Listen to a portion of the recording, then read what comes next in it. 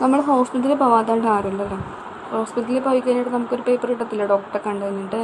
ആ കിട്ടുന്ന പേപ്പറിനെയാണ് നമ്മൾ എന്ത് പറയുന്നത്, പ്രിസ്ക്രിപ്ഷൻ എന്ന് പറയുന്നത്. അപ്പോൾ പ്രിസ്ക്രിപ്ഷൻ എന്താണെന്ന് നമുക്ക് നോക്കാം. പ്രിസ്ക്രിപ്ഷൻ്റെ ഫസ്റ്റ് ഡെഫിനിഷൻ നോക്കാം. Prescription is A return order from A registered medical practitioners or other properly licensed practitioners such as dentist, veterinarian, etc. to a pharmacist to compound and dispense a specific medication for the patients. പേഷ്യൻസിന് medicine കൊടുക്കാൻ വേണ്ടിയിട്ട്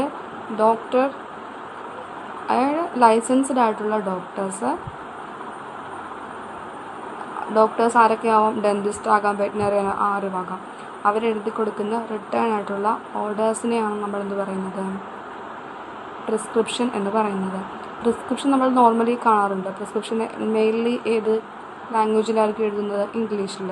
പക്ഷേ ചില അബ്രിവേഷൻസൊക്കെ നമ്മൾ ഉപയോഗിക്കാറുണ്ട്. അതെന്തിനാന്ന് വെച്ചാൽ time save ചെയ്യാൻ വേണ്ടിയിട്ടാണ്.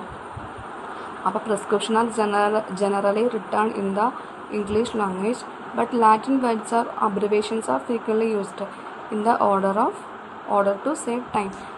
ടൈം സേവ് ചെയ്യാൻ വേണ്ടിയിട്ട് നമ്മൾ ചില അബ്രിവേഷൻസൊക്കെ ഉപയോഗിക്കാറുണ്ട്. നെക്സ്റ്റ് നമുക്ക് പാർട്സ് ഓഫ് പ്രിസ്ക്രിപ്ഷൻ നോക്കാം.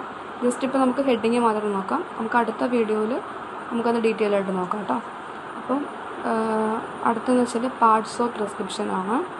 First one date, second one name, age, sex and address of the patient, third one subscription, fourth one encryption, fifth one subscription, sixth one signature, seventh one renewal instruction, eighth one signature address and registration number of the prescriber.